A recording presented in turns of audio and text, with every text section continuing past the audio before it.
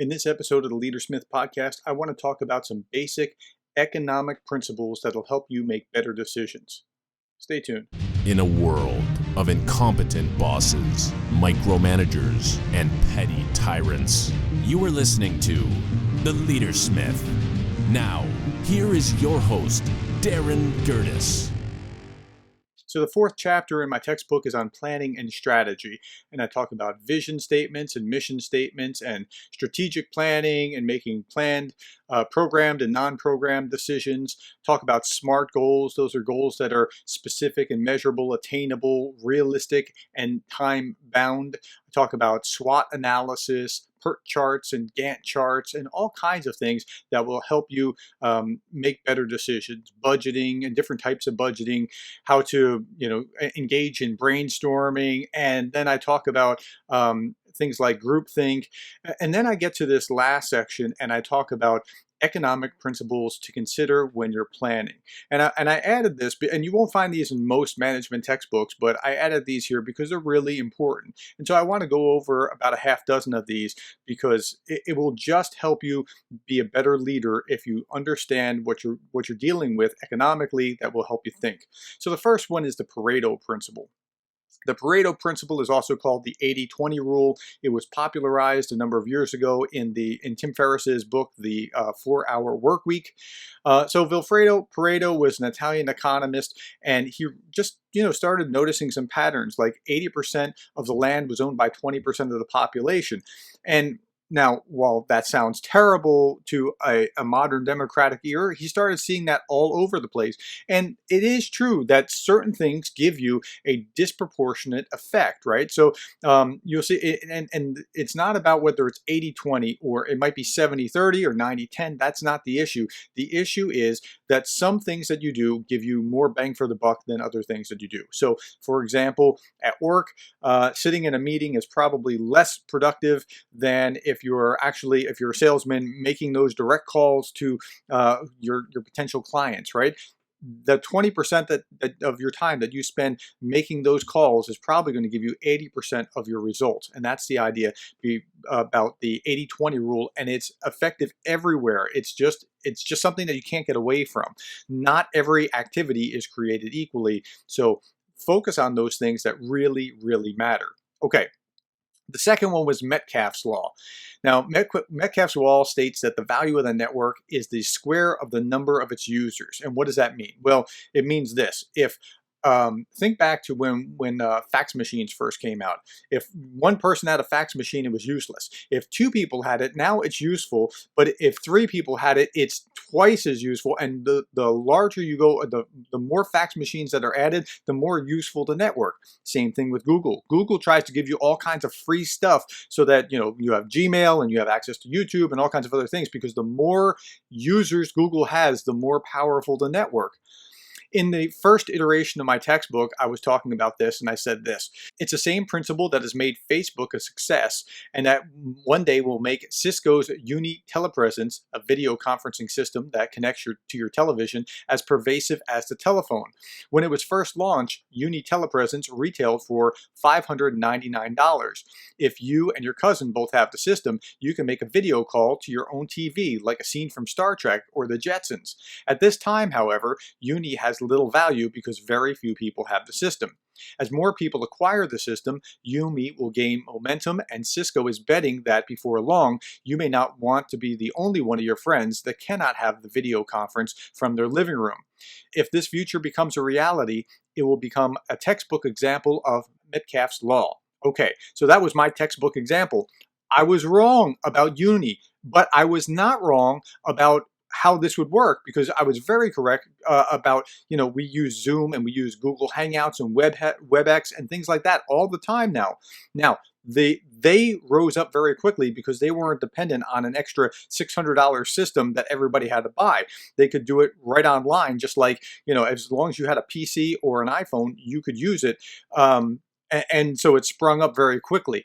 So again, Metcalfes Law is that the value of the network is in the square of the number of its users. So because they could adapt to essentially anyone who had the internet, they became very valuable very quickly. Okay, next, Parkinson's Law. Parkinson's Law says, and this is also called the first law of bureaucracy. The first law of bureaucracy is work expands so as to fill the time it takes to complete it. Now, what does that mean? The amount of time that you have to do something dictates how much time you're going to put into it. So, if you have 10 hours to complete something, you'll complete it within 10 hours. If you have 1 hour to complete it, guess what? You're probably still going to get it done, but it'll take you longer if you have a longer amount of time. So I've tested this, and in class, instead of having a term assignment due at the end of the term, I moved it to the middle of the term. No problem. Everybody got it done without a hitch. You didn't need all semester in order to get it done. Now, the reason why it didn't have a problem was because whatever time was available, that's the time that they used in order to get it done. Work expands so as to fill the time it takes to complete it. It's a weird phenomenon, but it kind of does work that way. Okay, next one is rational ignorance. Rational ignorance says essentially it's okay to be ignorant about some things. Like you don't have to know everything about everything. Sometimes it costs more to gain the knowledge than the knowledge is actually worth. So, now this comes from the public choice school of economics. And so why do we not know everything about every candidate? Well, because it takes a long time to understand everything. And we're only human. We only have so many hours in a day. And so we're not going to learn everything. Now, that same thought translates into why your products, like you have an awesome product, the greatest product ever. But until you do a lot of promotion about it and people hear about it, they don't just intuitively know that you have the most awesome product ever. Okay, so let me move along. The next one is bounded rationality. This is a concept by Herbert Simon.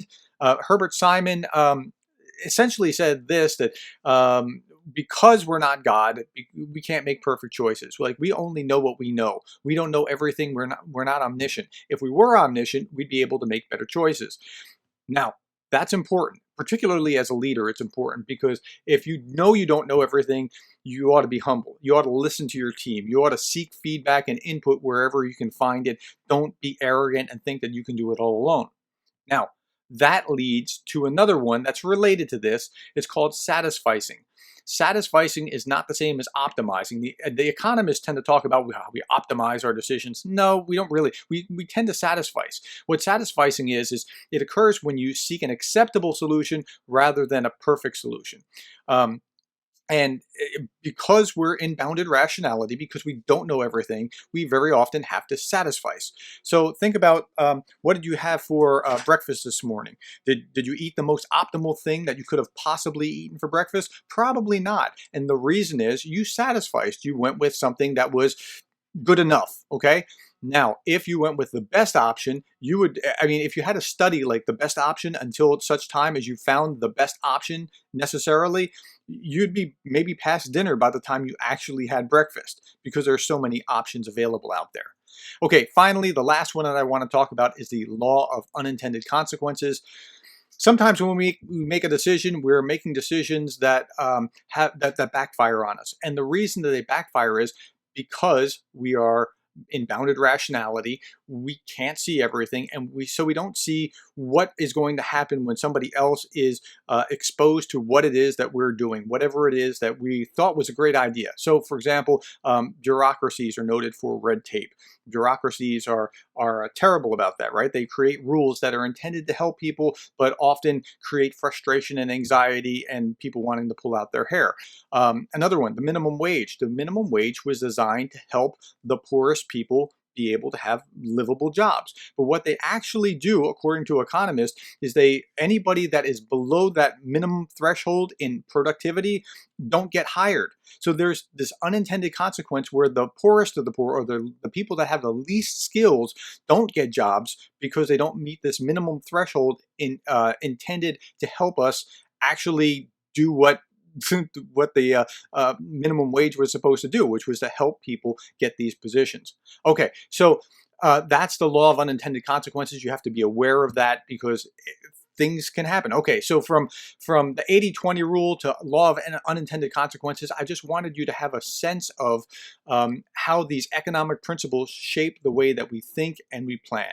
Now, I'd like to leave you with a quotation for contemplation for today, and this comes from Richard Koch, and he said this: if we didn't realize the difference between the vital few and the trivial many in all aspects of our lives, and if we did something about it, we could multiply anything that we valued. What he's saying is 80-20. If you focus on the important things, you get more of what matters. All right. So I hope this helps you become a better leader and think through planning and think through strategy and incorporate these economic principles into how you're going to lead others. Because I want you to be the kind of leader that you would want to follow. Thanks for your time.